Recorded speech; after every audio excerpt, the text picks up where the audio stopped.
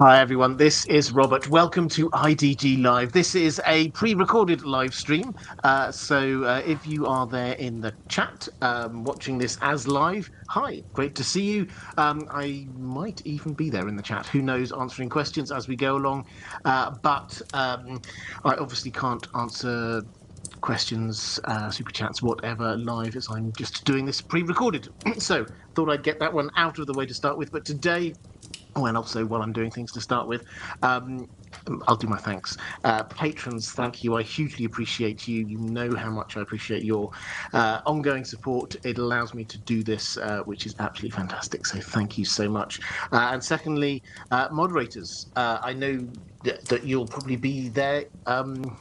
Keeping an eye on the chat even if I'm not doing this live. So thank you hugely. If you are there already nice and early, could you just show a little bit of love to the moderators in advance? All of that said, today we are looking at the Doom of Valyria. We said we would do a series looking at different mysteries in the world of ice and fire. And last time we looked at the Night of the Laughing Tree. This time, the Doom of Valyria. Now, we've all got a sort of a vague understanding of the Doom of Valyria, but what we're trying to do here is kind of pick through what it is. I've got an idea. I did a video on this. If you want the more detailed breakdown of what I think happened, but we've got another few ideas to work our way through. I will start by giving an overview of what it is, what we know. Then I'll set out my idea of what I think probably happened, trying to tie together all the different strands that we have. Then I've got some questions from my patrons, and I will work my way through them as well. So, the Doom of Valyria. This happened 400 years before the main story that we have 200 years before House of the Dragon.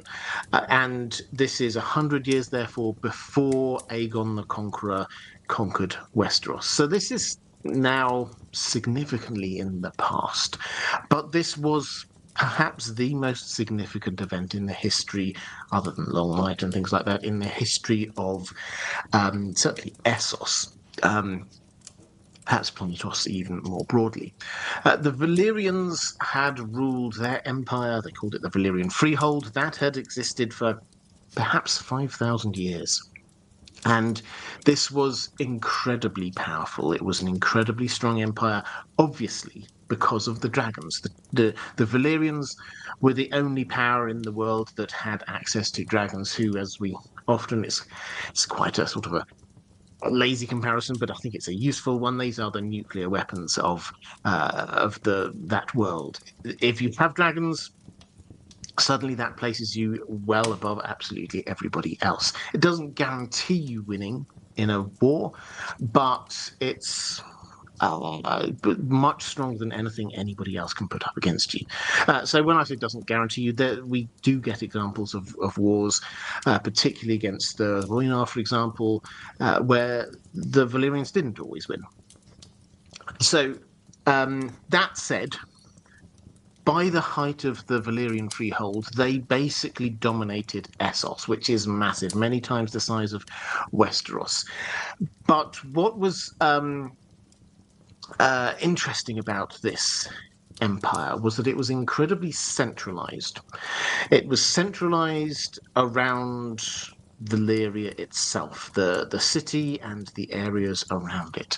Now, this actually takes us to something George R. R. Martin has said in his Not a Blog not too long ago, which is the fact that dragons do not range, they do not roam, they don't go anywhere. If they are settled somewhere, then unless they are actively ridden somewhere, then almost certainly they won't be going anywhere. Which means that the the Valyrians stayed everything. The nexus of power was in that one place. It was this peninsula heading down into the sea, sort of halfway between Volantis and Slaver's Bay, and this was where the dragons were. This was where all of the magical, where the magical center of this freehold was, because they had the Valyrians as well as dragons. They had magic and they had technology. which were, although there were magics that perhaps could go toe-to-toe with the Valyrians, the magical technology was way beyond anything else that people could do. Just to pick out a few random examples, we know that Valyrian steel swords, the strongest, the longest lasting, the lightest, the sharpest metal imaginable. The Valyrian roads, these are long, straight. They did not degrade over time. By the time we get to the story, Tyrion stops and has a look. He's going along one of these roads. He has a look at it and he's amazed that this is at least 400 years old, probably much older. And there's no sign of wear and tear, not through the elements. It's been open to the elements, obviously, all this time. No sign of wear and tear all the way through. Just people going on it, carts, horses, whatever, nothing. This is magnificent. And of course, they could sort of melt and mold their black stone. We see this most famously probably in Dragonstone, which is even more impressive in the books than it is in the show. There's the castle itself looks like dragons. You get arches, which is basically like a dragon's tail, like that. Dragon hands holding up sconces, basically, are holding up fire. So this is intricate, amazing stuff. Their technology levels were incredibly high. And they slowly were taking over, as I say, pretty much all of Westeros. The way this worked, because it was centralized, was that they had what later became known as the Free Cities. They were sort of run, the cities of Essos within the Freehold, they were sort of run at an arm's length from the Valyrian Freehold. Occasionally you might get one of the Valyrians heading out there on a dragon, but most of the time, no. So it happened on that day, 400 years ago, that 99% of the dragons, 99% of the Valyrians were there on the Valyrian Peninsula. The only ones that weren't, that we know of, are the Targaryen family, who, as we know, Denise the Dreamer had had a vision of the doom and had managed to persuade her family to up sticks and to leave and to go and settle in Dragonstone. Now, everyone else we'll talk about this a little bit more in a moment, everyone else within the Valyrian world seemed to see this was a kind of like a surrender from the constant politics of their small world. But this was obviously foresight. They saw what was going on. So they were safe. They took 5 dragons with them. And there were a few dragons, we're not told how many, but some with their Valyrian riders on Lys. Now, Lys, we don't really get to see it all that much in the TV shows. Gets a few mentions in the books. Basically, this is a pleasure island. This was where the Valyrians went to have fun. And so there were a few there. And there's also one, we'll come back to him, who happened to be paying a visit to Cohor at the time. But all of the other dragons and the riders in Valyria. And then it exploded. Now, George R. R. Martin has talked about this a number of different times, and what he's just talked about is the inspirations as this kind of feeling of Krakatoa, this huge explosion that happens, or Vesuvius, or and this is something Tolkien talks about a huge amount, the great wave that just suddenly sort of washes over Atlantis or Numenor in Tolkien's world. This kind of idea of a great civilization suddenly ended just in one go, when nature itself just like explodes and prevents or sort of destroys everything that's there. But he says this isn't just nature, there's a magical element too. And with everything, when you're talking fantasy, he says you just notch it up to 11, add in a magical element, and that's what we're talking about. And that applies not just to here, but also things like the Wall. The Wall, obviously inspired by Hadrian's Wall. Hadrian's Wall, if you've ever been there, it's ruined now, but it wasn't that high. It was a normal-sized wall. What George R. R. Martin did, took inspiration for it, cranked it up to 11, made it massively tall, added a magical element. It's also a magical barrier. That's the kind of idea that we're going with here. So I will read you what we have from the World of Ice and Fire as a description of what actually happened. It says, "It was a cataclysm such as the world had never seen. The ancient mighty Freehold, home to dragons and to sorcerers of unrivaled skill, was shattered and destroyed within hours. It was written that every hill for 500 miles split asunder to fill the air with ash and smoke, and fire so hot and hungry that even the dragons in the sky were engulfed and consumed. Great rents opened in the earth, swallowing palaces, temples, and entire towns. Lakes boiled or turned to acid. Mountains burst. Fiery fountains spewed molten rock 1,000 feet into the air, and red clouds rained down dragonglass and the black blood of demons. To the north, the ground splintered and collapsed and fell in on itself, and an angry sea came boiling in. The proudest city in all the world was gone in an instant. The fabled empire vanished in a day. The lands of the long summer, once the most fertile of all the land, were scorched and drowned and blighted, and the toll in blood would not be fully realized for a century to come." So this in and of itself is an astonishing cataclysmic event that killed untold numbers of people. All the dragons that were there, as we said, 99% of all dragons alive were there. The people, the land itself, mountains erupting. The whole thing is cataclysmic in the extreme. But then you get the knock-on effects of this, because the idea here, another bit of inspiration George R. Martin has talked about, is this is like the fall of Rome.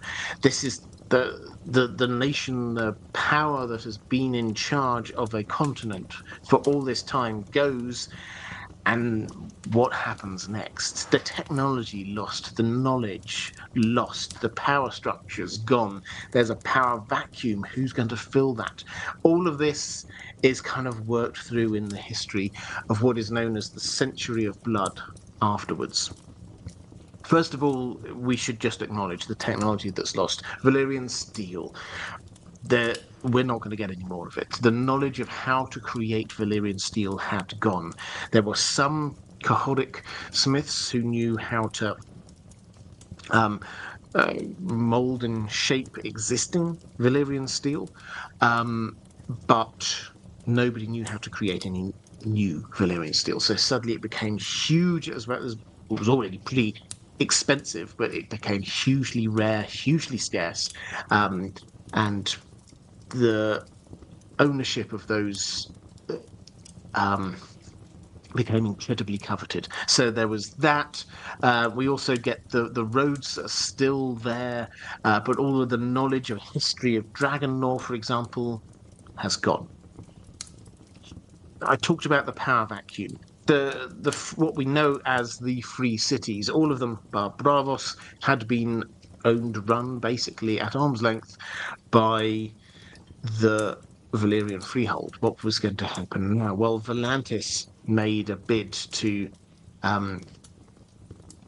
be seen as the new preeminent home of or successor state, really, to the Valyrian Freehold. They went out trying to take lands in their own name, in the name of the Valyrian Freehold that they claimed that they were heirs of. There were some, I've mentioned already, some dragons and their riders which were still randomly dotted about. The ones in Lys, the people there just rebelled. And the feeling is, we don't get huge amounts of description here, but the feeling is very much like when you read about the storming of the Dragon Pit. Just thousands of people just rose up and took down those dragons and their riders.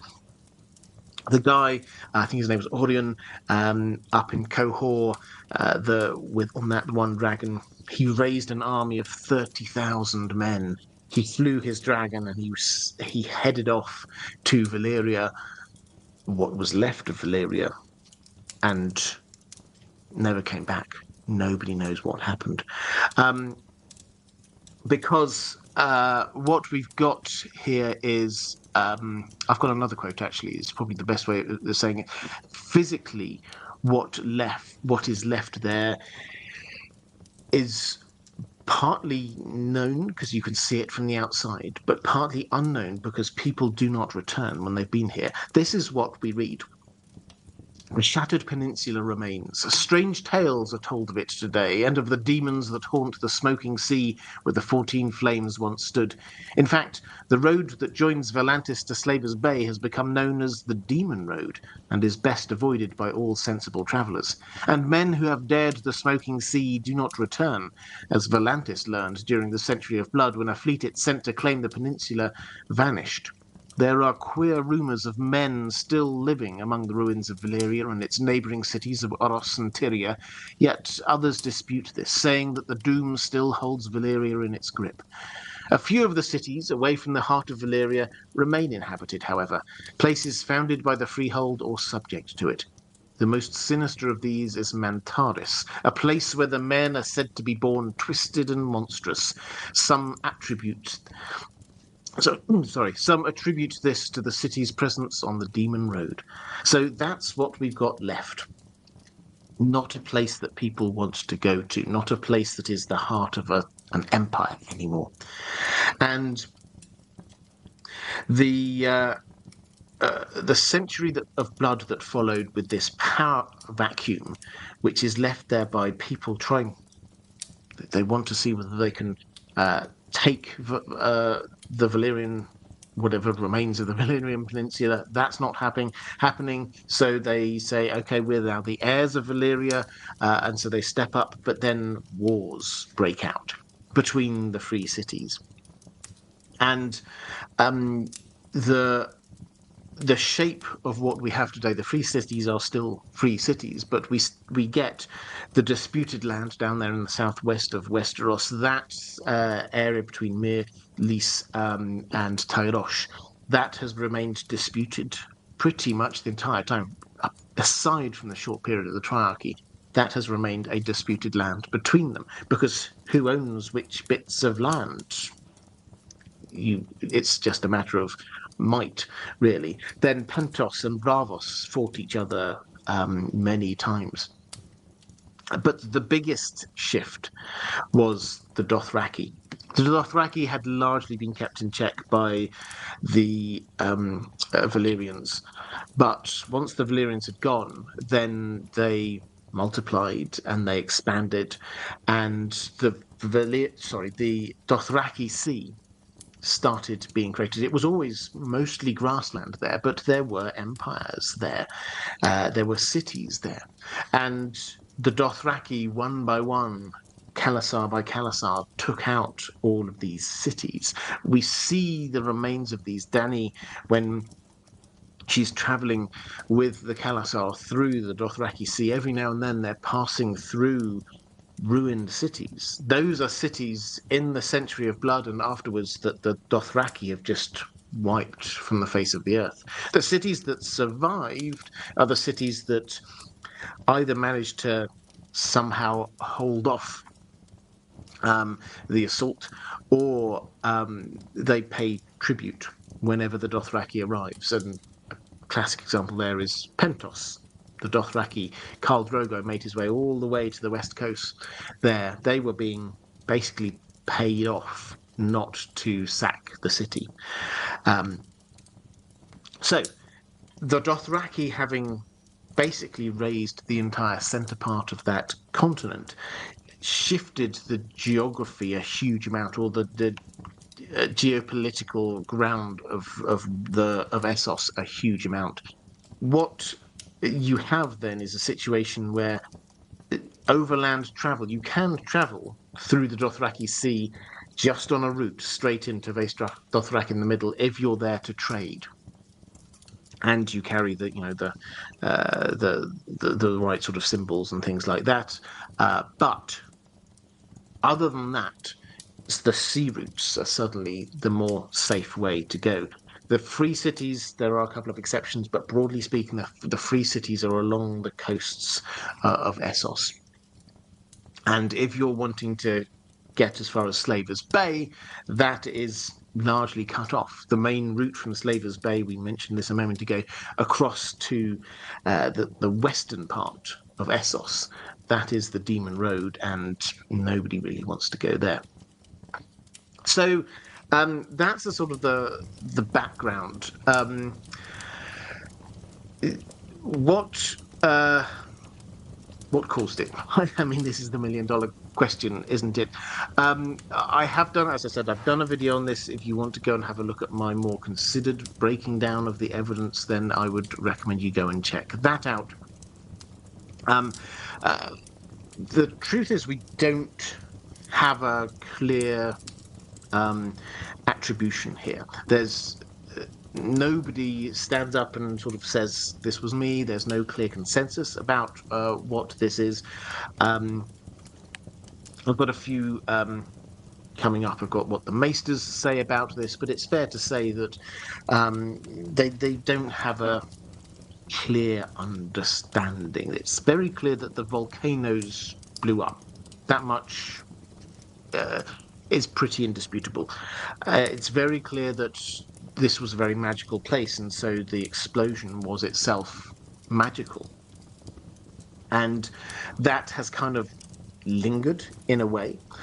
And the volcanoes were known as the 14 Flames, and it would appear, this was Septon Barth says this, Septon Barth, as a rule of thumb, is usually right. He said he found in an ancient text somewhere that these 14 flames were held back, they were tamed, they were prevented from blowing up by fire mages. And all of this seems to kind of make sense. So the working assumption that I think 95% of people who've dug into this have got is that what happened was somebody messed with the fire mages. Too many fire mages were killed, is the sort of short answer. How many do you need to kill in order to get all of them all to blow up? My guess is that if you get one volcano blowing up, then the rest of them are going to go. But perhaps this was, some people say, politicking. Just, this isn't something we know the details of, because we don't know all the details of exactly how the Valyrian society worked. We do know that there were these 40 major families, and there was lots of politics going on between them. Fighting. Might one of them have just gone a bit too far and killed a few too many of these? It's possible. I mean, I think my take is that no one survived apart from the Targaryens. So if that did happen, this was an accident. This wasn't on purpose by someone who was trying to gain some advantage, because this is like, how do we gain an advantage? Well, let's just blow everybody up. That doesn't quite hang together for me. Some people have suggested the Targaryens, perhaps. Again, I see they didn't do anything for the next 100 years. Basically, they just, there was a few jaunts here and there, but they didn't look to extend their influence during the lifetime of the people who would have been around during the Doom, nor indeed in their children's lifetime or their children's lifetime. This does not come across as them destroying Valyria for some political bonus, something to help them out. They were, it's probably worth saying, we don't read about it huge amounts that 100 years, but they were indisputably the most powerful family with their dragons across all of Essos and Westeros. They could have carved out an empire for themselves, and they simply didn't. Not until, obviously, we get to Aegon the Conqueror himself. So it doesn't appear to be them. My working theory, and this is, I'd like to talk about working hypotheses, because I don't like putting this out as like, this is my theory because I think I'm going to live or die by whether this is right. I'm just trying to put together the evidence that we have, and on the basis of the evidence we have, the thing that I think most likely is what follows. If we get more evidence and that points in a different direction, I will very happily move over there and say that's my new working hypothesis. But what we have is the idea that well, a number of different strands, and I'll try and pull them together. First of all, let's start with the Faceless Men. Now, that's not a random place to start, because the Faceless Men themselves started in the mines of Old Valyria. They started underground. The kindly man tells Arya this story, and the starting point for the Faceless Men was that all of these slaves were there under Old Valyria, in the mines. It was incredibly hot. So hot that their feet would burn through the sandals they were wearing. And the first ever Faceless Man was a guy who, we're told, he heard all these slaves crying out to their own gods, crying out for death, just to end it. And he thought, they're just really just calling out to one god, the many-faced god. And he decided to give that gift that they were all crying out for on behalf of the many-faced god to one of the slaves, who was basically said, I want this to end. This is so horrible here. And we read this. You have to remember, Arya has an incredibly strong sense of right and wrong. And we read this. Arya drew back from him. He killed the slave? That did not sound right. He should have killed the masters. And then the kindly man replies, he would bring the gift, that's the gift of death, he would bring the gift to them as well, but that is a tale for another day, one best shared with no one. So, this isn't an admission from the Faceless Men, but it sounds like, at the very least, they're saying they did kill some of the Valyrian masters. Now, if we take that as the starting point, the Faceless Men killed the Valyrians.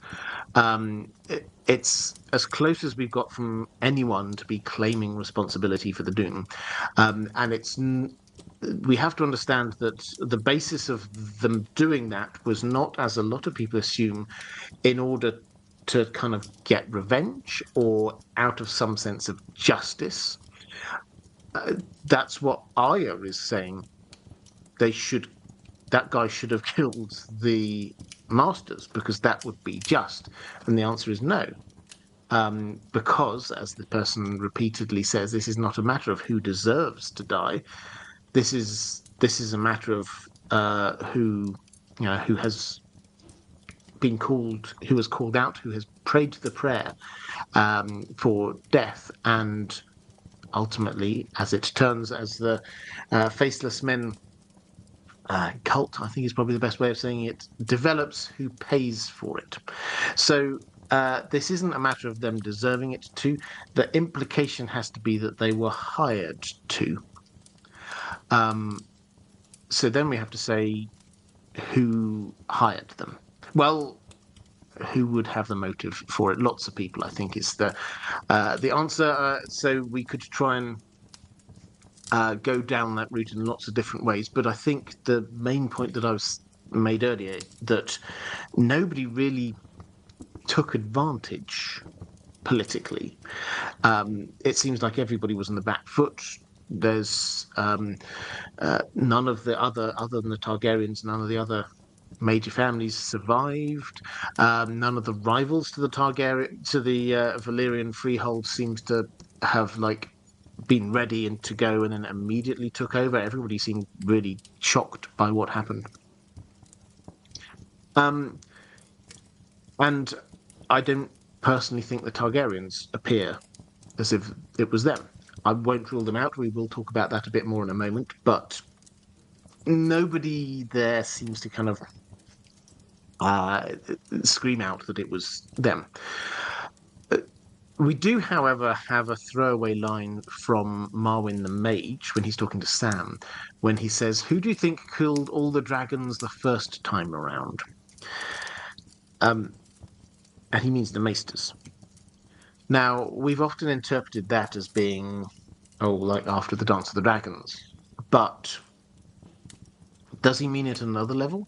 The first time around, the last time, is like, what actually killed all the dragons was the Doom.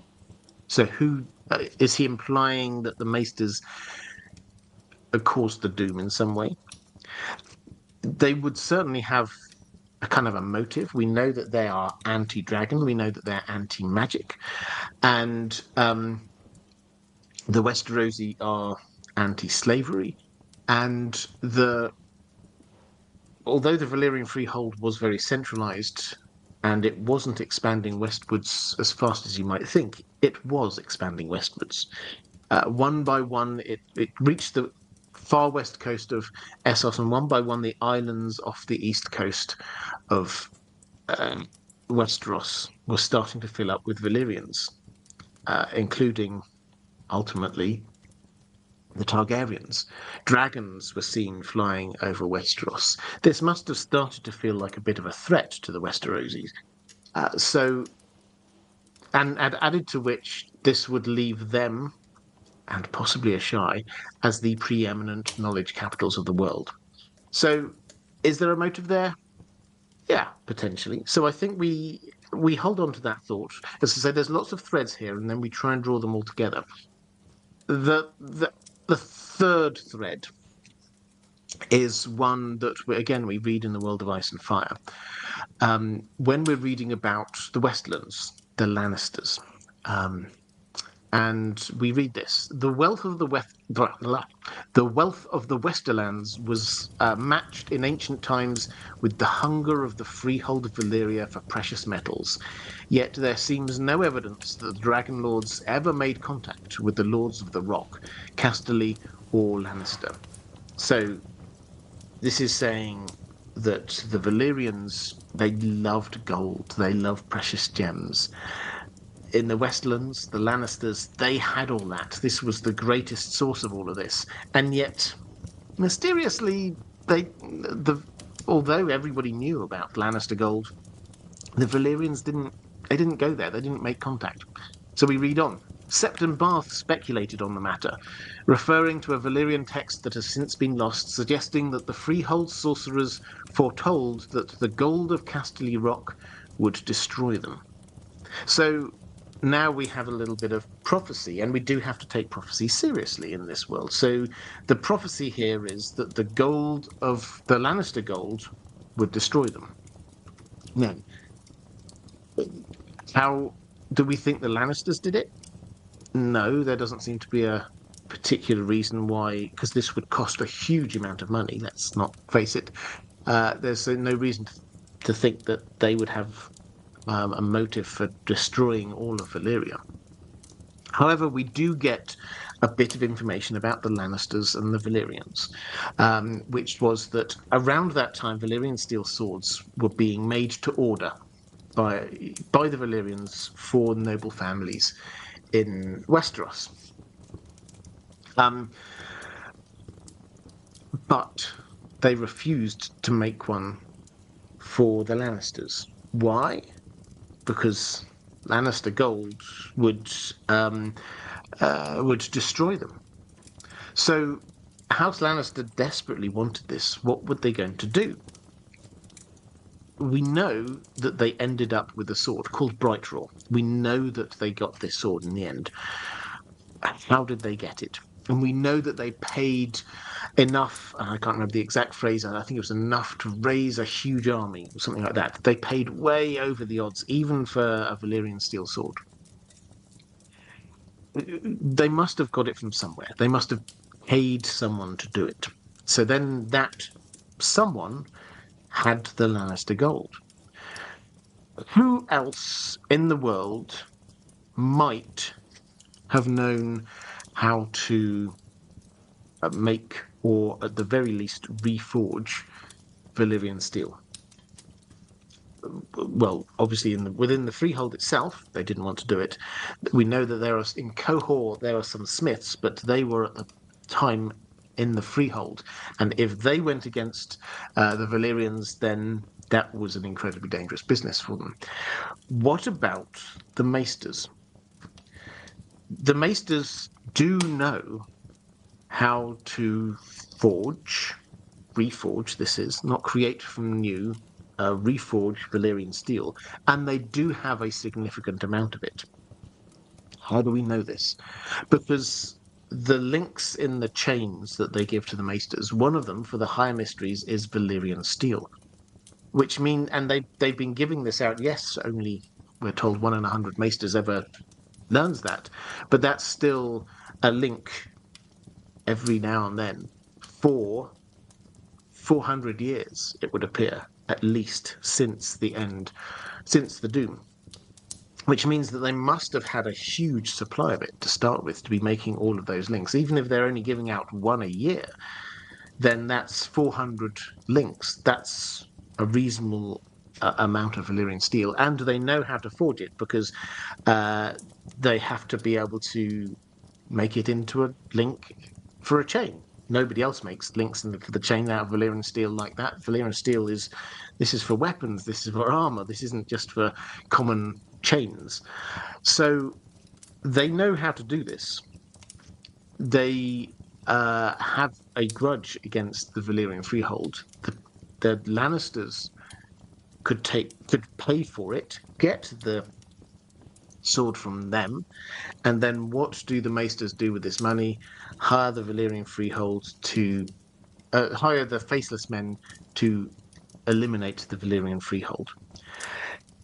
It's my working hypothesis. It ties together the strands that we have, the Lannister gold strand that I think we need to face up to. It ties together the Faceless Men claiming that they were the people who brought death to the Masters. And it ties in this idea with the Maesters killing the dragons the first time around. So it's not watertight yet, but this is my working hypothesis on what's going on.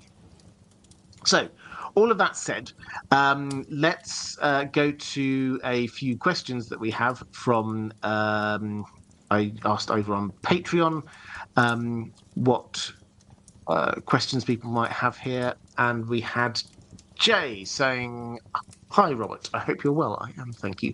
What was the Westerosi interpretation of the Doom as it happened, and in the near-term aftermath? Thank you." So this is sort of building on what I've said already, and the answer, obviously, we have to cover it, is that we're not told exactly, because we don't have any records matching that at that particular time. Added to which, it's probably fair to say that the vast majority of people in Westeros wouldn't really have known about Valyria, other than kind of like in legend, of like this far-off, mysterious place. They'll probably have heard of dragons, but that's probably about it. And then what happened? It all got destroyed. Who would have actual thoughts about it? I suppose the noble families may well have had contact, or will have had, many of them, contacts with Valyria, and the Maesters definitely had contacts with Valyria. But on the build-up to the Doom of Valyria, didn't say this earlier, I don't think, the Maesters sent many Maesters over there to learn as much as they could and come back. So they gained as much knowledge as they could before the Doom. But what we do have is the World of Ice and Fire, which is an in-world history written by the Maesters, basically. And this is what they say, which I think probably captures the most likely things that people would have said. To this day, no one knows what caused the Doom. Most say that it was a natural cataclysm, a catastrophic explosion caused by the eruption of all 14 flames together. Some Septons, less wise, claim that the Valyrians brought the disaster on themselves for their promiscuous belief in 100 gods and more, and in their godlessness they delved too deep and unleashed the fires of the seven hells on the Freehold. A handful of Maesters, influenced by fragments of the works of Septon Bath, hold that Valyria had used spells to tame the 14 flames for thousands of years, that their ceaseless hunger for slaves and wealth was as much to sustain these spells as to expand their power, and that when at last those spells faltered, the cataclysm became inevitable. So, 3 ideas here. This was just a natural disaster, which is probably what the majority of people thought. Or this was the answer of the Faith of the Seven. They were heretics. They were doing things that were wrong in the sight of the Seven, and therefore this was the doom was what they deserved. That's the kind of the faithful response. And then the third, which is slightly more informed, but wasn't contemporary. Septon Bath didn't happen for some 200 years, really, nearly after, certainly 150 years after the Doom. But this idea that we talked about before, that they kept the 14 flames in check through fire magic, and it's only when that faltered that they exploded. And as I said, that faltering, we do need to go to the next question, which is, well, why did it falter? Did they just take their eye off the ball? That seems quite unlikely. I mean, if I were living on 14 volcanoes, I would want to make sure that could happen. That wouldn't happen. But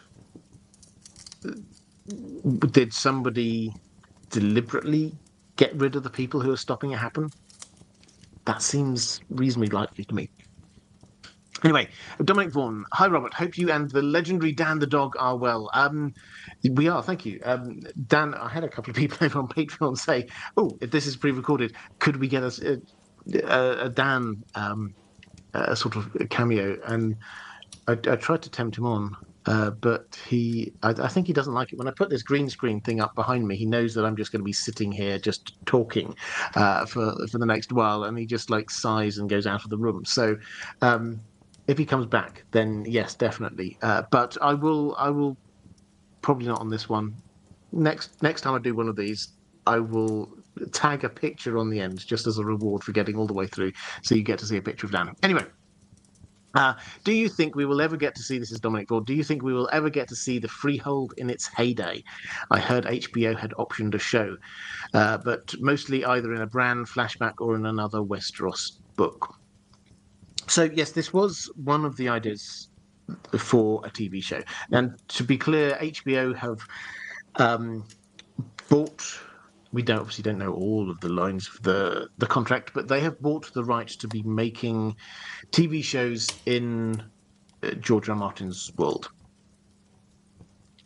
So they're not doing this on a case-by-case basis. They're not saying, okay, well, hey, George, do you want to...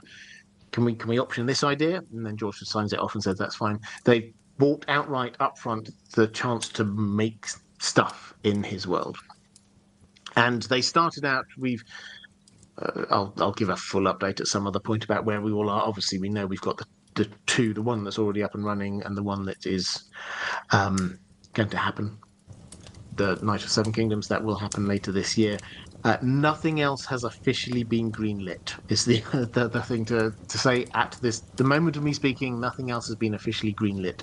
There are rumours of things that are potentially going ahead, but we haven't had the announcements. But in the early days, there were a lot of different ideas, some of which kind of fell to the wayside. One of which was a flea bottom one, the kind of a spear carrier's idea. George R. R. Martin quite liked it. I quite like the idea that most of what we see in A Song of Ice and Fire, Game of Thrones, House of the Dragon, it's all the 1%. It's the nobles of the land. And he thought he loves the TV show Rome, if you ever saw that, where they tried to show it from the perspective of the spear carriers, of the guys who they're there, they see stuff, but they're not the people making the decisions. So that was an idea, but that idea went by the by. One of the ideas was this idea to have something set in old Valyria, and it was going to be a big political thing. Off the top of my head, I think that we heard potential showrunners sort of talked about they were going to have a couple of different sort of parties, always vying for power and leading up to the doom of Valyria, which sounded really good. But that idea has, as far as we're aware, that's sort of gone by the wayside. George R. R. Martin prefers the term shelved for ideas. I think is probably right, is that a lot of these ideas that aren't going to go ahead doesn't mean that they're not good ideas. It also doesn't mean that they're never going to go ahead, and probably just as importantly, it doesn't mean not going to go ahead in another format. So, an example is the Sea Snake idea TV show, Corlys Velaryon, the Nine Voyages. It was being developed as a live action thing. Decision has been made. We're not doing that. However, they're now trying to develop it as something animated, which might work even better, in my view, for that particular thing. Because the whole point about it would be going to see fantastical places, a new place every season, possibly even every episode, a kind of a Sinbad feel. That if you were going to be building sets from scratch for every single place you go to, the cost would be astronomical. If you do it animated with some really good animators, then that would be a lot cheaper, and also you'd be able to do things on a much grander scale. But anyway, I'm digressing. Yes, there was an idea to do a Doom of Valyria or pre-Doom of Valyria show, but that did sort of go by the wayside. Is there a chance that we will get to see the Freehold in its heyday through a Bran flashback or another Westeros book? In terms of a Bran flashback, I mean, I'm not saying never. We've not yet seen the full extent of Bran's powers, but my instinct is no, for two reasons. First of all, we don't know whether. Yes, we've been told that he will be able to see beyond the weirwood trees, but there does seem to be a gap, a crossover to Essos. Can he see all the way over there with his green seer powers? It's not 100% clear. And then secondly, what kind of plot reason do we have here? I can certainly understand that you might have him learning about things that happened in the first long night, maybe even shy to finding out things which happened there. Things that happen in the Valyrian Freehold, that's would be really useful and interesting for people who wish to ride dragons, for example, but not necessarily in terms of people whose focus is on fighting against the others. So probably not that. Similarly, Dunk and Egg, I can't see how that would work. And Fire and Blood Part 2, Blood and Fire, will be focusing on Targaryen history after that. So, I mean, I don't want to say definitely no. And if you'll allow me to live in Dreamworld for a while, after George R. Martin has finished writing A Song of Ice and Fire and Dunk and Egg and Blood and Fire, then hey, maybe he wants to expand a world book into other parts of the world. But I think let's just focus on the books that he's already said that he's going to be writing before we get on to try and suggest books that he might write in the future. So Vance. With a similar question asking, do you think we'll ever get another glimpse of the current state of Valyria, like the Aeria Targaryen snippet from Fire and Blood? Well, sort of more recent, so post-Doom, I think is what you're trying to say. It's entirely possible in Blood and Fire. We do know during that time of Uncle Geryon, or Geryon, however you wish to pronounce it. That's Tyrion, Jaime and Cersei's uncle, who headed off there and didn't return. Now he's clearly a Lannister rather than a Targaryen, and Blood and Fire will be focused obviously on the Targaryens. But I'd be surprised if we don't get at least a throwaway line or two about that. Now, as for seeing it in the modern, the story of A Song of Ice and Fire, perhaps through Dany's eyes. So Dany, our working assumption, is going to, having spent her time in the Dothraki Sea, come back to Meereen, gather together her armies and a massive fleet, and head off westwards to go to Westeros. If they're going to do that, they're going to have to go past what was the Valyrian Peninsula, and perhaps she might get a little curious. Perhaps she could climb on Drogon. Perhaps she could do like a little swoop through, see what's going on. I would love that. I suspect George R. R. Martin would adore writing about that. But it strikes me as being one of those things that it would be not necessarily just sort of going into character. Dany, although she would be interested, she's not ever seen herself as a student of history. She doesn't come across as that. She seemed, I suspect when she comes back, she's going to be very focused on going forward, not looking back. That seems to very much what she's wanting to be doing. So it would also completely skew a chapter away to be looking at something which isn't central to the plot of her getting to Westeros, which I would file that under, and I mean that there are links across, but I would file that under when Tyrion was passing through the Sorrows. George R. R. Martin wrote a chapter in which Tyrion meets the Shrouded Lord. It's very magical. And George R. R. Martin wrote the chapter. He enjoyed it. He thought it was good. But then eventually he put it in a drawer in his desk because he decided it distracted away from the story.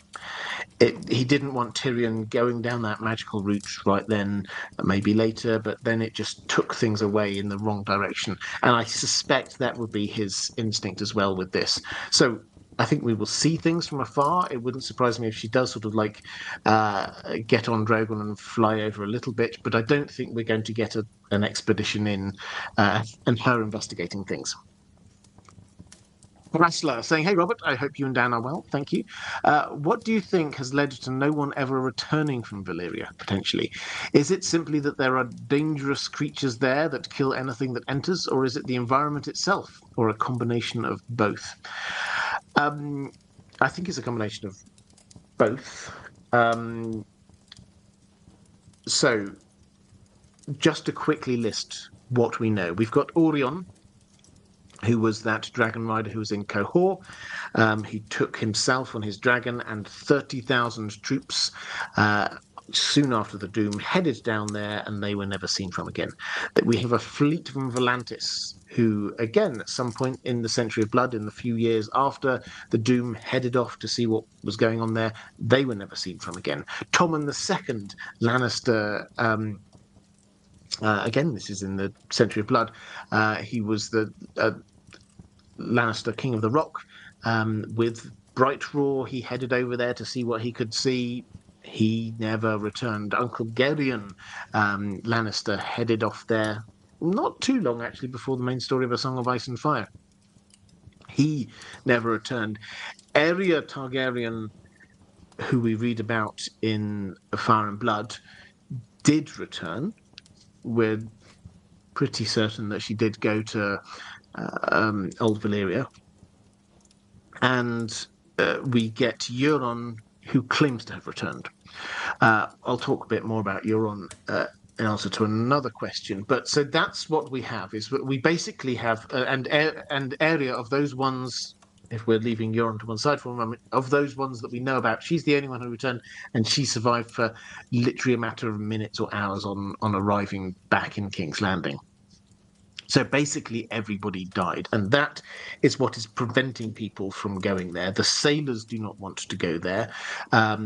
You cannot get, it would appear from what we've heard, you cannot get sailors, free sailors, to agree to go. They just say no. So you have to get slaves if you're wanting to be going there. As for what is there and what remains, is it sort of like something in the atmosphere? Is it scary monsters? We have the smoking sea. Even hundreds of years later, the area there is still smoking and bubbling and potentially poisonous or magical or something. We have strong rumors of deformities among people in the lands close by, both of which imply to me something lingering. And this is sort of almost something in the air, something in the ground, something in the sea.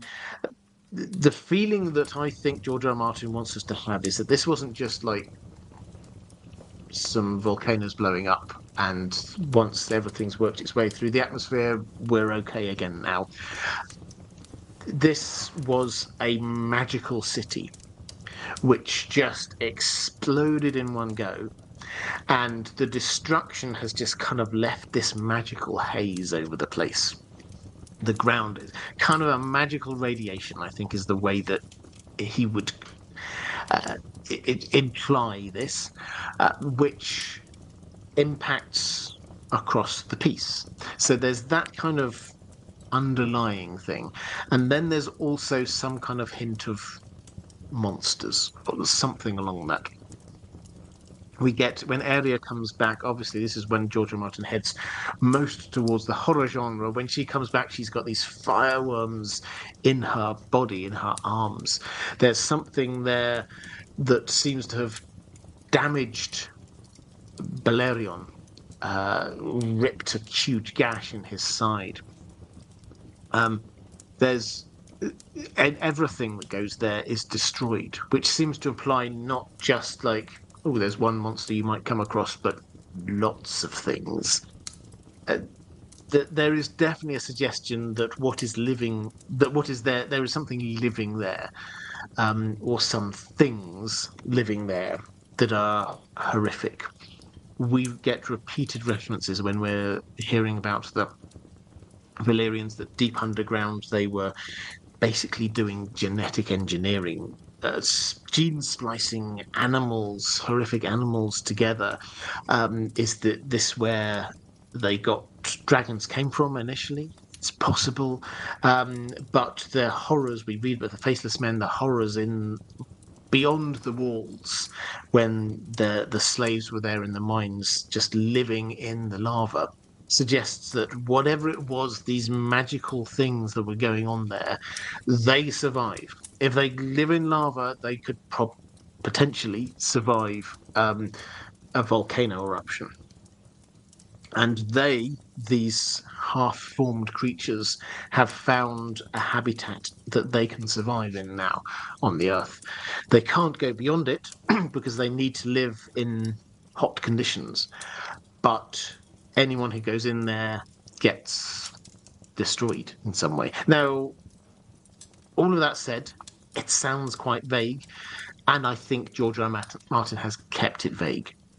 There's some kind of magical radiation or something affecting the area.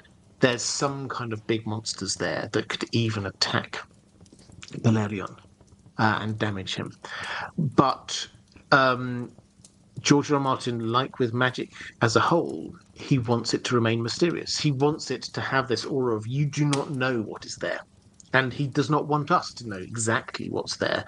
So I think this adds to my feeling we're not going to actually go in and see it. This is just a place you don't go, and your imagination is what is providing the dangers. UCLA Jedi Knight saying this isn't Valyria specific, more a general question. One aspect of the history of this world that struck me as a bit disorienting is how different its focus is compared to the main story. When the series begins, the central conflict revolves around the Starks and the Lannisters, with other houses like the Baratheons, Greyjoys, etc. involved. Meanwhile, the Targaryens are pushed to the sidelines, with their two main survivors being the Beggar King and his younger sister. Even though Dany grows very powerful, she's still stuck in Essos, and likely will be even for much of the next book. Yet when you read their histories, it's almost all about the Targaryens, with the occasional Baratheon popping up.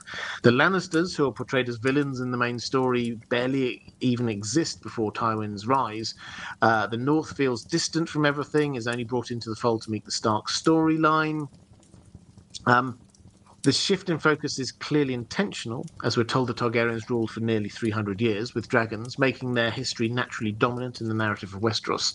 Even major wars often revolve around Targaryen factions. So, you read the main books, get drawn into the Starks, learn to loathe the Lannisters, and getting curious about the Targaryens, but when you dive into the history, it's overwhelmingly Targaryen-centered. So, what's going on here? Well, I mean, I think, yes, this is a more sort of conceptual kind of question. I think there's a few things here, and I think we have to be honest that George R. R. Martin does seem to have become more interested in the Targaryens as his writing has developed.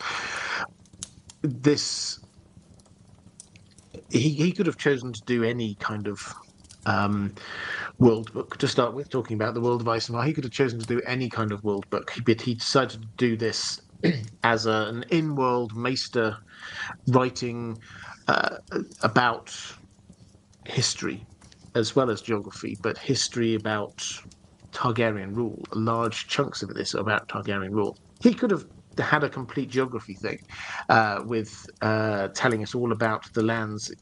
Yes, it says the lands of Essos and further, but the amount of information we have there gets less and less the further away we have. So it was an active decision to do that. He's written 3 novellas, which have formed basically a part of Fire and Blood, which is a history of Targaryen rule, and that he's going to do a successor to that, Blood and Fire, which is more Targaryen rule.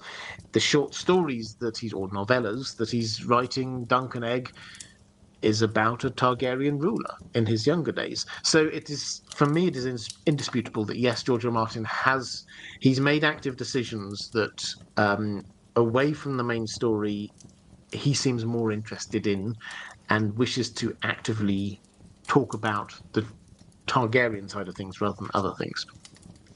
How has this shifted? Well, his initial idea, he said this many times, particularly with the direwolf news. If you've not heard this direwolf news, Google it. I'm sure if you're watching this live, then one of the moderators will provide a link. George R. R. Martin talked about it in his latest Not a blog.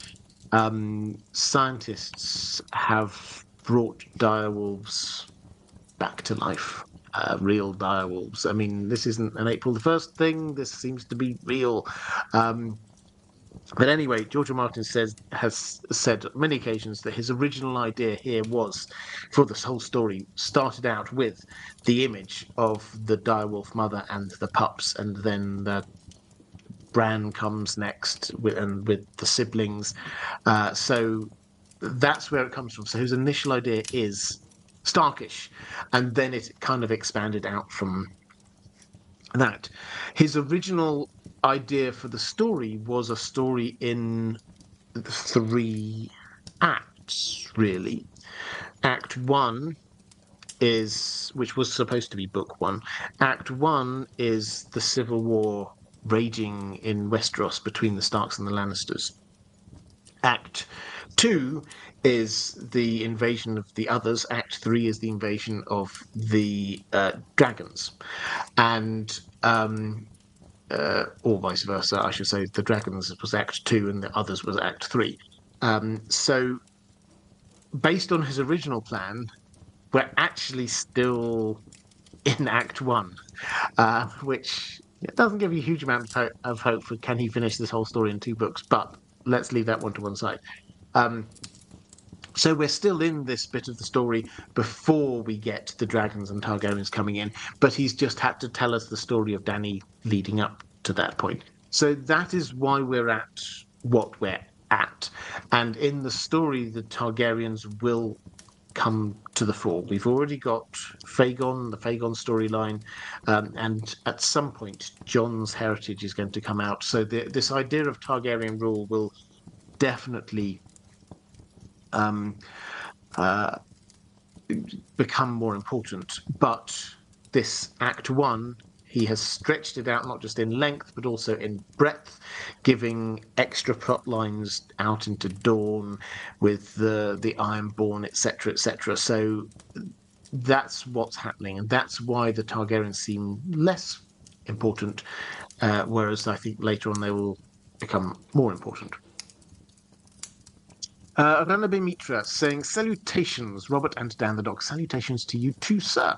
The House of the Dragon show created the show canon history involving Denise, the dreamer, her mother Eliana, and their financial situation prior to the doom. Basically, if you take their train of thought forward, they seem to be aligned with the fact that Aenar the Exile, with Eliana and Lady Macbeth-style role, potentially caused the doom. I know you prefer the idea that it's the Maesters, but Aenar is another candidate in the fandom. What do you think of all this? The show's choice and fandom's option for Aenar being the missing link between the Lannister Gold and the Faceless Men.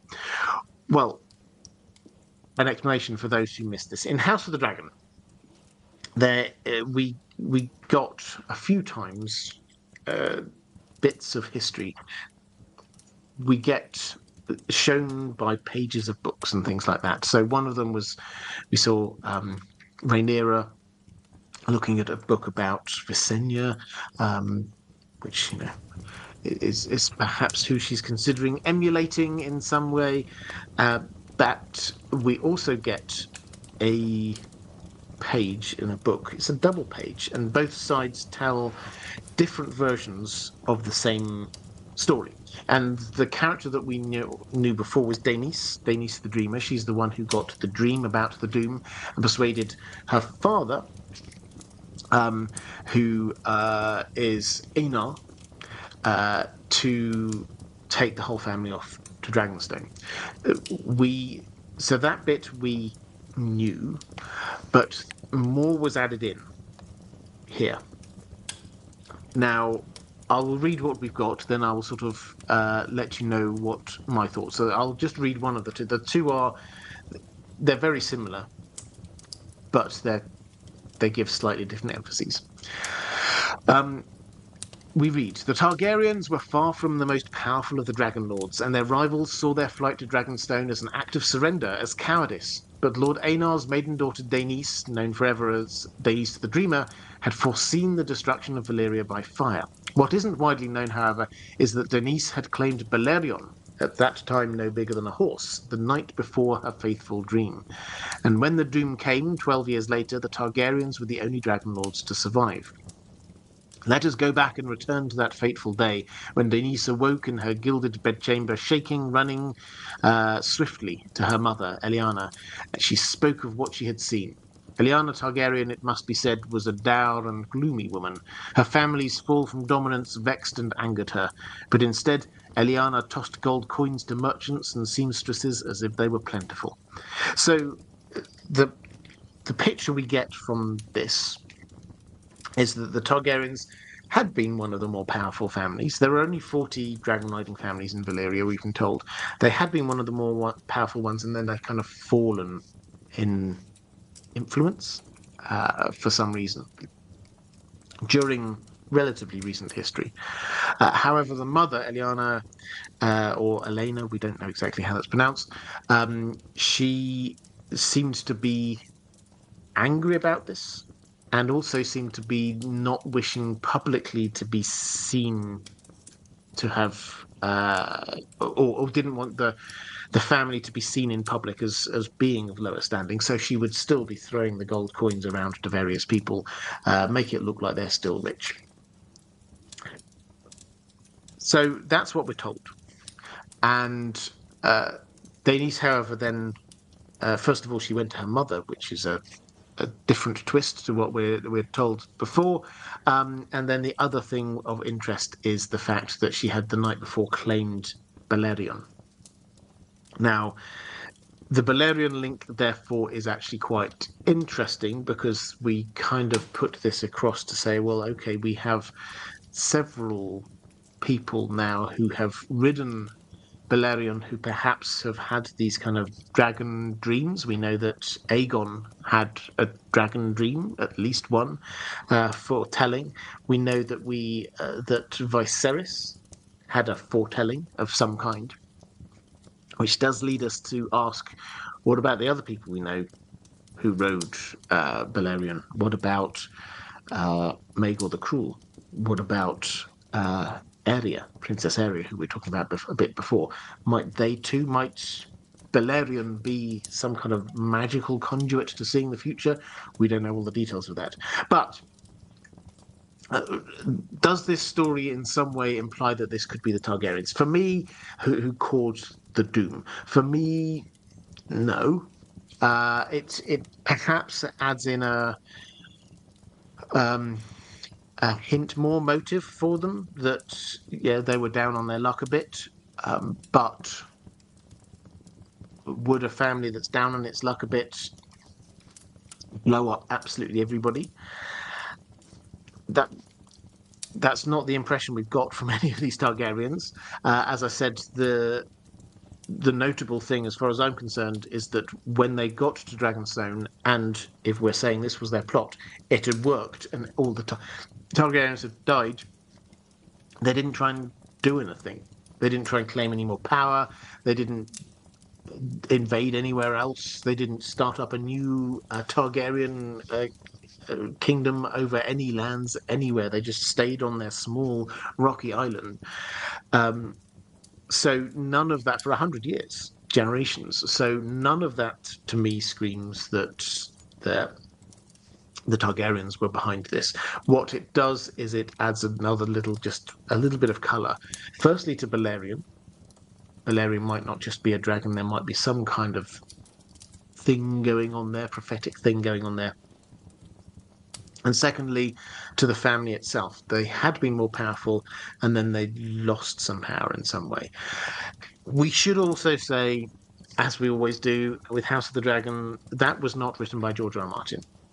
Now, I've got no reason to think that that is against anything that George R. R. Martin would have said. It also doesn't change anything hugely, as far as I'm concerned. It adds flavour, as I say. There's a few extra things we can learn in there, but I don't think this tells us anything new, in particular, about the Doom or even Denise. So I like it, but it's semi-canon at best, and I don't think it changes dramatically anything. But I'm happy to put stuff down, and I won't be able to read the comments as this isn't live, but put things down in the comments below. Sorry, I won't be able to leave a live chat. Put things down in the comments below if there's something I've missed there, because it's entirely possible. But yeah, for me, that's not the smoking gun for the smoking scene. Stephen Mansfield. Hey, Robert. I was wondering if you see any similarities between the Maesters and the Faceless Men. They both seem to be anti-magic and anti-dragons. We know the Faceless Men are anti-slavery. The Maesters wear chains. I suspect some of the early Maesters were bought from Valyria as slaves, and the Maester skills accreditation system is a remnant of how Valyria marked their skilled slaves. Similar to the tattoos. I wonder if this lineage is why they are anti-magic and anti-dragon. Also, what is the history of slavery in Westeros? I wonder if they stamped it out the Citadel, through their manipulations. Are there any other possible connections between the two?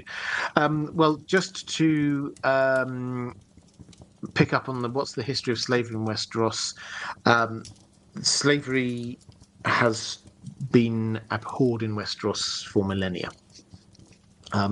It was hated by the old gods, the faith of the old gods, and by the faith of the Seven when they came across.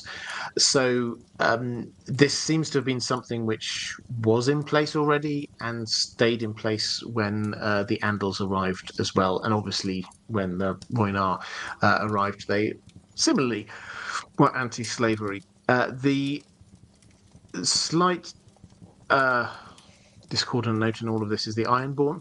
The Ironborn do practice having thralls and salt wives, both of which, although they're not called slaves, basically are a form of slavery. So that being off the coast of Westeros seems to be a slightly different thing, but within the main area of Westeros, no. And so connected with this, there's no particular hint that this was the Maesters, the Citadel, that stamped it out in some way. It was already looked down on. But the Maesters, having gone out to all the ruling houses and they're teaching their children as they grow up, I'm sure helped to ingrain that throughout society.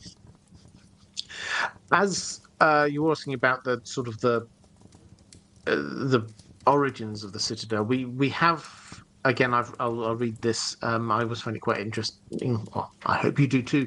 To read out what George R. R. Martin has actually told us about these kind of things, and then we can just say, well, how do we react to that? So the origins of the Citadel, we read, are almost as mysterious as those of the High Tower itself. Most credit its founding to the second son of Uthal of the High Tower, Prince Peramore the Twisted, a sickly boy born with a withered arm and twisted back. Peramore was bedridden for much of his short life, but had an insatiable curiosity about the world beyond his window. So he turned to wise men, teachers, priests, healers, and singers, along with a certain number of wizards, alchemists, and sorcerers. It is said that the prince had no greater pleasure in life than listening to these scholars argue with one another. When Peramore died, his brother King Aegon bequeathed a large tract of land beside the Honeywine to Peramore's pets, that they might establish themselves, continue teaching, learning, and questing after truth. And so they did. So my reading of that, and I've got no reason to doubt that, as yes, this is the Maesters telling us of their own origin story, so we have to take it with a little pinch of salt. But I think that there's no particular reason to think that that isn't, or some version of that isn't what actually happened. One of the High Towers took an interest in learning about the world. Maybe it was this Peramore the Twisted, brought in a whole load of people, and then after he died, what are you going to do with this whole load of incredibly learned people? Well, let's give them a bit of land, and they can basically set up what we might now call a university. So that seems like the origin story. The interesting thing there, I think, is that origin story includes, and I quote, wizards, alchemists, and sorcerers. So the Maester's commitment not to have magic, it didn't start right away. It evolved over time. As for the link across to, are these people bought out of slavery? I mean, it's possible. Wise men, teachers, priests, healers, and singers. Maybe some of them are slaves that were brought over, but we have no record of these being slaves. They're called scholars. So maybe, I think is the answer, but I can't see any evidence in there that is the case. Lord Bonici saying, hello, Robert. I hope you had a lovely last week now that southern England is getting a bit more sunny. It is actually. It's been a lovely week. I have a very meta question for you. There seems to be significant overlap between fans of fantasy and science fiction, but why? We're kind of moving beyond the Doom here, by the way. We've got a few broader questions coming up. We'll return to the Doom in a moment. There seems to be a significant overlap between fans of fantasy and science fiction, but why? I've always adored fantasy, but I've never felt any interest in sci-fi. In fact, I haven't even watched Star Wars or Star Trek or any of that. Please hold your horror in the chat. In fact, although I'll probably sound like a heretic, I'd actually claim that fantasy and sci-fi are opposites. As in sci-fi, advanced science takes on the role that magic has in fantasy, and this undoes the inexplicable elements that make the genre a true source of escapism. Right. So, why are they? So, why is there so much crossover? I mean, my general take is that what we think of as kind of like modern fantasy and sci-fi, actually, when that started to emerge, there wasn't this distinct branching out and just way of saying this is fantasy and that's science fiction. They often had terms like science fantasy, which were used for people like Wells, H.G. Wells, Jules Verne, Mary Shelley. A lot of these kinds of things, when you read them, Frankenstein is often called the first science fiction story, but that was like science fantasy. It's not actually, if you do these things you will definitely get there's an element of, it's not magic, but there's an element of kind of mystery to this. Similarly, you get Jules Verne, H.G. Wells. Yes, it's based upon this idea that a scientist has done these things, but it's more kind of like hand wavy as to what the science is. I just invented a time travel machine. It's the story, the adventure of the story is not so much in the here's the details of exactly how that happened as the what is the implications of somebody now being able to move through time. So that I think is where it sort of kind of starts, the kind of the merging of the two. I think a lot of people colloquially still talk about science fiction covering fantasy. Bookshops obviously have embedded this. A lot of bookshops you'll go, they'll have a science fiction and fantasy section, and everything's mixed in together. So people are much more likely, if they're reading one book from this shelf here, to be picking up another book from the same shelf. Um, I would also argue that the kind of the mix of science fiction and fantasy. Interesting, you say you haven't watched Star Wars or Star Trek. Much, in my view, of popular science fiction um, is actually still quite science fantasy. So, for example, a classic example is Dune. Star Wars, before they started trying to explain things with midichlorians, was still very much use the Force. It felt like Space Wizards, the earlier Star Wars films. Dune is very much feels about it feels very much like a kind of like George R. R. Martin in space at times when you're reading it. We're talking about great houses with these kind of political machinations between them. We're talking about prophecies. We're talking about magic users. It's there's a lot there that feels a lot more fantasy than science fiction. It has to be said. Um, so, I mean, where does all that leave us? I mean, personally, I like the phrase that which has sort of gone out of fashion for various reasons, but I like speculative fiction because I think for me the thing that I like is the a story that isn't necessarily just about the world that we're in. We understand all the rules, we know everything that's going on, but allows us to expand out behind that. And then, I missed out saying it a bit earlier, but you talked about social science fiction. Being able to look from that new angle at our own world, I think, is an astonishing thing that you cannot do when you've just got the world as we understand it, the interactions that we have. If you create something new and then look back at or look at that, you can see our own world from different angles. And for me, that is true both from a science fiction perspective, where you're looking at things that either are scientifically possible or are theoretically could be scientifically possible, and a more fantastical kind of approach where you don't have to have any kind of justification for why magic things happen. They're just there, whether that's overlaid on our own world or creating completely new worlds. Yeah, that for me is why they do remain close together, because they have the same kind of feel. And there's, as well as the looking back at our own world, there's also the escapism perspective. I highly recommend you take a look and see what Tolkien and Lewis and people talk about fantasy as escapism, fairy stories as escapism, in the most positive sense possible. Is that sometimes we do want to escape, and to some people that feels like it's like just trying to ignore reality. But if you're a prisoner, actually it's your duty to escape. Do follow that up. I mean, it's a fascinating question. Do have a chat about it in the chat. But yeah, I think those are the reasons why it's often conflated in people's minds. Michelle Ramo asking, in addition to fire and blood magic, what other magic do you think was practiced in Valyria? Um, well, fire and blood, we get Maester, Archmaester Marwyn, who says all of Valyrian magic was based in fire and blood. So I think it's fair to say that the core Valyrian magic probably was. But within the Valyrian Freehold, there were definitely other types of magic. So, for example, the Voynich, the Voynar, they had water magic.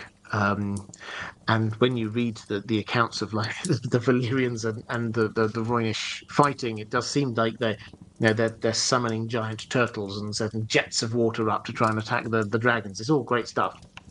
Not Valyrian type magic. And the Valyrians had slaves, and the slaves that they had were from across the Freehold, from all over Essos, and those slaves will themselves have practiced their own kinds of magic. And we know this because some of those the slaves managed to rebel and took over their ships and took them all the way up the coast to land in and found a new place, a new city called Bravos.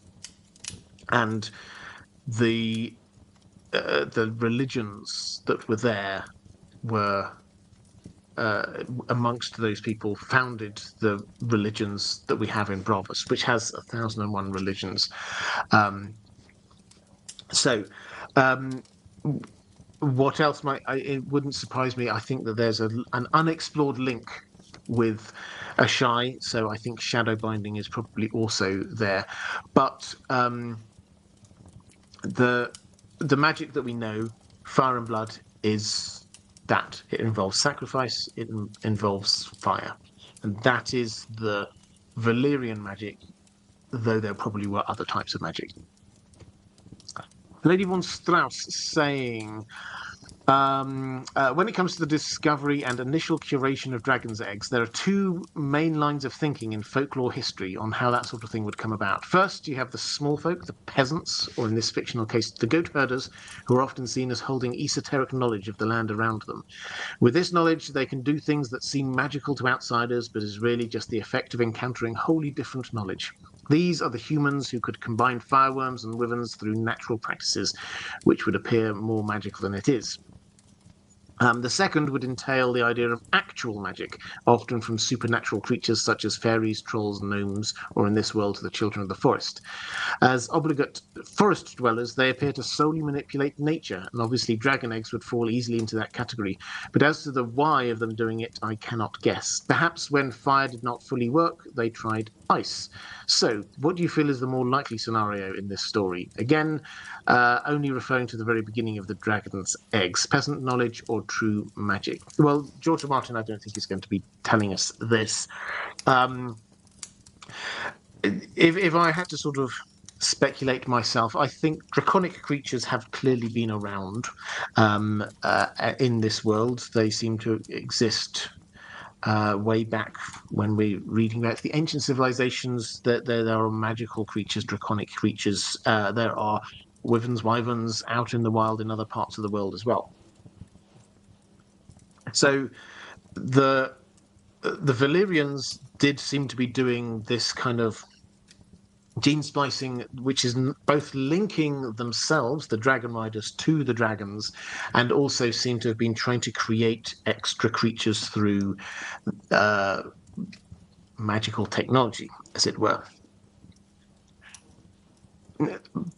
How did they get there? Well, I think knowledge from ancient times is definitely a part of this. I mean, you sort of say, is it like is it the goat herders or is it the children of the forest? I mean, I think that there are other answers here. Personally, I think that the Ashai seems to have been holders of ancient knowledge even before the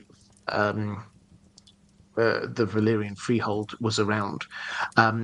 It would not surprise me if this was more kind of joined together than that. So the goat herders, the sheep herders, whatever, maybe they discovered some draconic beasts that they could personally bond with in some way, and then they linked this with ancient information that they could get from a shy, and they strengthened that bond so it became what we think of as being the kind of the Targaryen dragon bond.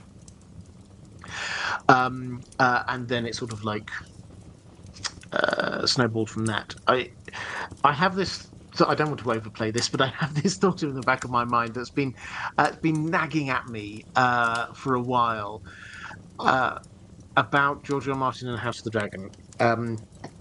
We know he has thoughts about season 2 and potentially season 3 of House of the Dragon. I don't want to get too far into that debate. I think it's definitely worth remembering that he said very, very positive things about episodes, certainly episodes 1, 2, and 4. He seems to have liked episode 3 as well, but he hasn't specifically said about that, so he certainly liked that. The things that he seemed to specifically not like were things to do with what he called toxic butterflies, things that were changed that would have knock-on effects in the future or past in the story. So one of those I mentioned earlier, the dragon roaming thing.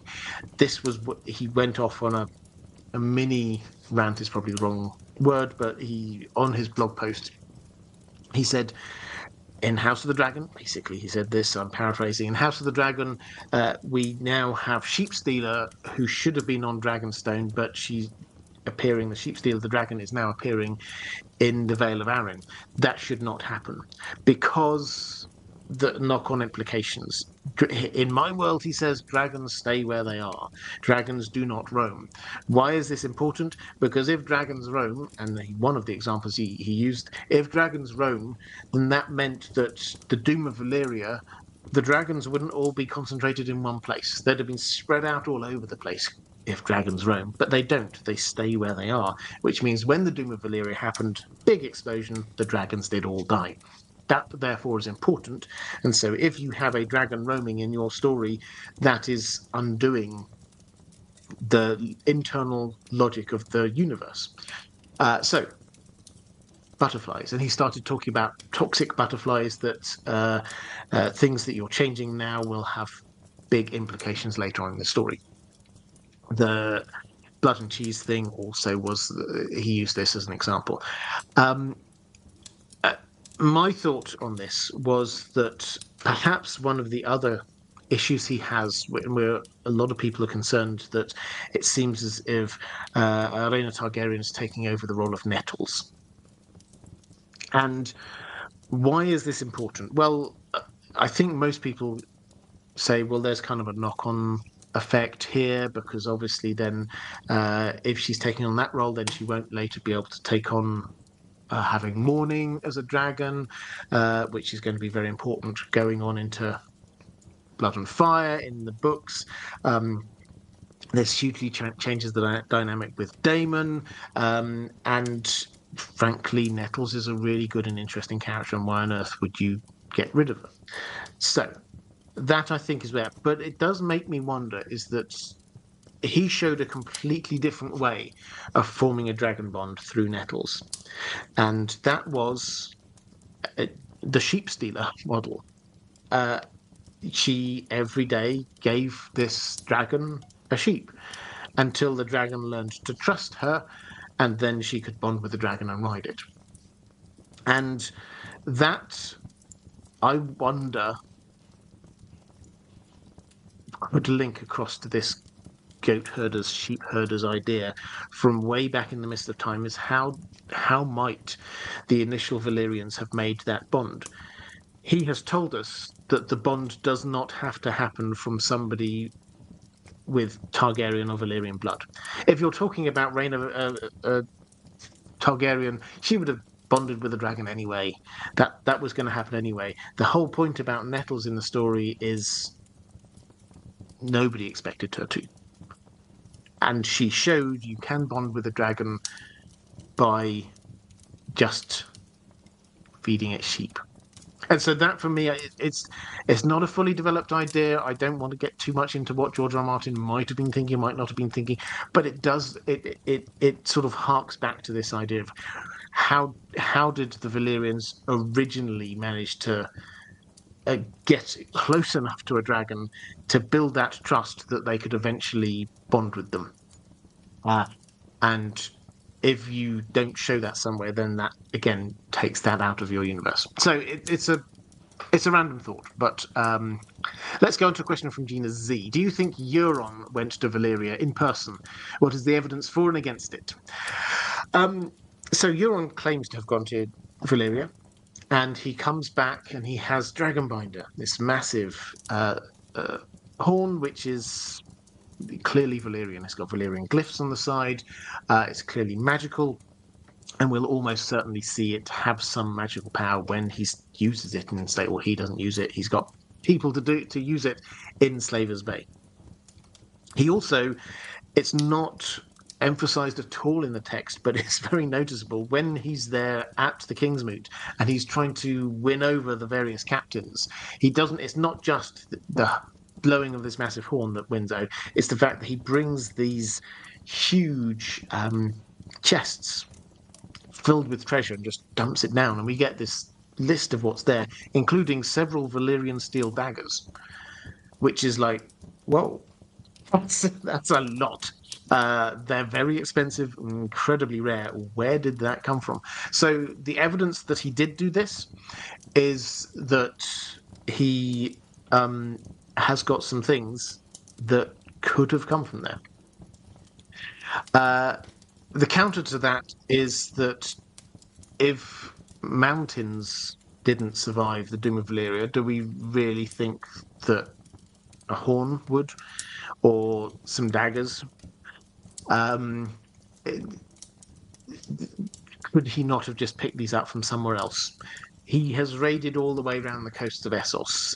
We know he attacks ships. This is where he attacked the ship with the Undying on, with the warlocks on. That's where he got his big barrel of Shade of the Evening drink from. And he's not a person who seems particularly beholden to the truth. So the evidence is, I would say, slight. I think the fact that he has cut out the tongues of the people who work on his boat does seem to suggest that there are things that he does not wish them to be repeating. You could argue that is evidence one way or the other.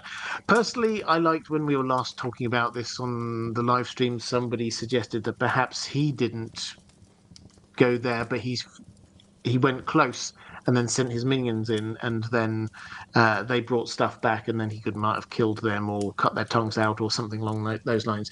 That kind of sounds like a Euron kind of thing to do. He's not stupid. He will know that that's a very dangerous place to go, and everybody who's gone there has not survived. So, whereas maybe he's crazy enough to go there, the important thing for him is the legend is that he did that, not that he actually did that. Stephen saying, hi, Robert. In case it needs to be asked, what is your present preferred theory of who or what caused the doom? I think I answered that one earlier, if that is okay. Then you say, I remember a while ago that George R. R. Martin mentioned in an interview or a blog that the doom was actually an accident. But to me, this does not rule out the Faceless Men, since a lot of their victims meet with very unfortunate accidents. Well, I haven't seen this. If anyone wants to put down in the comments underneath a link to that, I would be absolutely fascinated. If he does say that this was an accident, then that could well change everything. I've not seen that. But yes, certainly one of the things that the Faceless Men do is to make deaths look like an accident. And this is a classic example. It has to be said that if they did do it, they're not there holding up their hands. In fact, it's a thing that is the kindly man says to Arya, this is not a tale for sharing, really. So they're not out there claiming credit for it, but it does bear all the hallmarks of the kind of thing that they would do. Stephen, was the doom of Valyria a self-fulfilling prophecy? As we know, the Targaryens survived because Denise the Dreamer foresaw the doom, so they took their dragons and escaped to Dragonstone, a remote island on the western frontier. Now, if it is true that the Maesters were ultimately responsible for the doom, that begs the question, why go to such extremes? Being philosophically opposed to magic is one thing, but how could they justify committing the greatest and most destructive atrocity in history? Perhaps they felt they had to act. Perhaps they feared that Valyria, with all its fire and magic and unstoppable power, would soon pose a direct threat to Westeros itself. And what would make them think that? Perhaps receiving news that the Valyrians, armed with dragons, had just established an outpost on Westeros's doorstep. So, yeah, I mean, I think this builds on stuff I've been saying already in the stream, but the Valyrians had not been advancing into Westeros, but they'd been creeping ever slowly closer. Claw Island, Driftmark, the lower ranked families had been put into there. Then we get Dragonstone, and that was built as this amazing fortress. Uh, we don't know who was there beforehand, but the Targaryens then moved in after. And it's, yeah, when you start getting dragons flying around Blackwater Bay, which would have happened, then this suddenly does seem quite a threat. So the argument here, which I think is what your argument is that Denise the Dreamer had a a dream about the Doom. The family moved over to Dragonstone. The Maesters went, the dragons are coming. We better do something about this. And then they spent the money to hire the Faceless Men. I could buy into that. As I say, we don't have the specific evidence, but it is very clear that dragons were there, and this will have felt as if the dragons at some point, the Valyrians at some point, would be invading. And the Maester's happy world where they're sort of like trying to create this world of science and reason would have no chance. If they were going to do something, they would have to destroy the Valyrian Freehold as a whole. The only way to do that was something that dramatic. So if they finally had the money from the Lannisters that they could do it, it does all, it ties together. As I say, it's not 100% yet, but it does all tie together. Catherine, it has always struck me that the noble houses of Valyria had something of a god complex, closer to gods than men and all that. And why not? Having blood magic, dragons, and empire slaves, how could they not? Um, when you picture life among the nobles, how do you see them viewing themselves and their role in the world? I must admit, I kind of view them as self-important, entitled, cruel because of the slaves' conditions, scheming. Well, it doesn't paint a particularly nice picture of the character, and we see vestiges of this self-importance in the Targaryens in Westeros. So, how do you view the nobles of Valyria, and what this tells us about the ultimate character of Targaryens in the current story? Yeah, so I agree absolutely that they do not come across well. They kept slaves in appalling conditions. The kind of the knock-on effects with the Targaryens that they do consider themselves closer to gods than men. They think that they're different. They think that the rules do not apply to them. Um, Undeniably, there is an arrogance to the Targaryens. I do, in their defense, though, have to say that at some point, between them arriving at Dragonstone and moving over to Westeros, they stopped doing slavery. We're not told all the details of this, but we're told they took their slaves with them, and when they get to Westeros, they don't have slaves. So perhaps this is Aegon himself, who went to great pains to try and. I mean, he went this far and no further. I'm still married to my sister wives. I'm still. I worship other gods, etc. I'm different, but he went out of his way to kind of meet the local customs halfway. He got a house sigil, which wasn't a Valyrian thing at all. He made sure that he was crowned by the High Septon, not his religion, but the religion of the land. He recognized the powers that be. He took away the kingships, so we no longer have the King of Winter in the north, but he said the Starks can stay there. As much as he could, he did compromise with what was there. And it feels likely to me that it was him who said, and you don't do slaves here, we're not going to do slaves. But however it happened, I think we need to give them credit that they did move away from that. And the Targaryens have also not, they've not really been expansionary. The Valyrian Freehold kept on slowly spreading out and out, needed more power, more control over more people.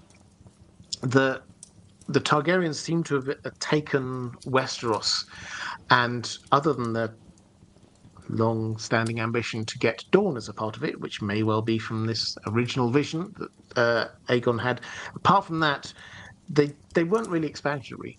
They weren't like, oh, we should, why don't we take a little bit of the west coast of Essos? Why don't we see whether we can subdue Pentos? We've got some dragons, we could do that. They never really go down that road. They seem actually settled ruling the Seven Kingdoms, even when they have this overwhelming power with all the dragons. So the Targaryens seem not just to be like the Valyrians, and we haven't met any other Valyrians from the old times. So we have to just kind of judge them by what evidence we have before us. But the Targaryens seem a bit better, a bit nicer than them, I would say. Adam Geets with just a few quick questions to round off, saying, after listening to the Summerhall live stream, which was that last week? I've forgotten. Anyway, could King Aegon have expected to sacrifice most of his family to bring dragons back? Could that be tied to the heroic sacrifice that Duncan made? Yeah, so I was talking about this last time, and I think the conclusion I came was he will definitely have been made aware that in order to do this, you need fire and blood. So you need some sort of sacrifice. Somebody will have told that to him.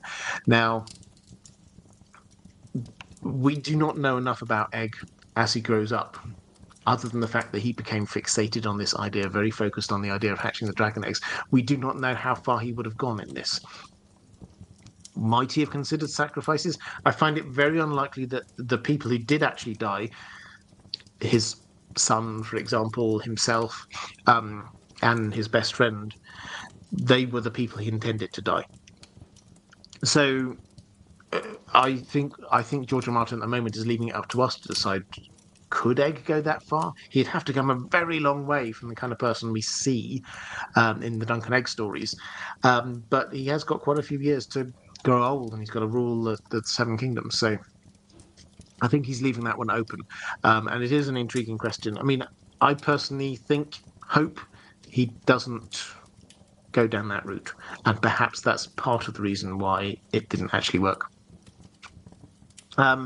You also said if Aegon started the conquest of Westeros because of a prophecy of the others, my question is, why would he care? He's not on the mainland of Westeros anyway. He's safe from Dragonstone. Well, for me, this depends on the wording of it. He had a dream, a vision, and if this was something which took over the whole world, then yeah, of course he cares. It's not. Firstly, for him to just be caring about himself and his family implies that we think that he's a very self-centered person, which he may have been, but I don't think the evidence is there that he just thinks about himself. If you learn an entire continent's worth of people are going to be destroyed unless you do a thing, and you say, well, that's not my business,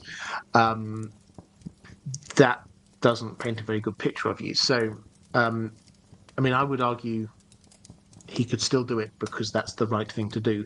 But secondly, if the vision he had was it might come down through Westeros, but it's going everywhere, as per the first long night, incidentally, that seemed to affect Essos as well as Westeros,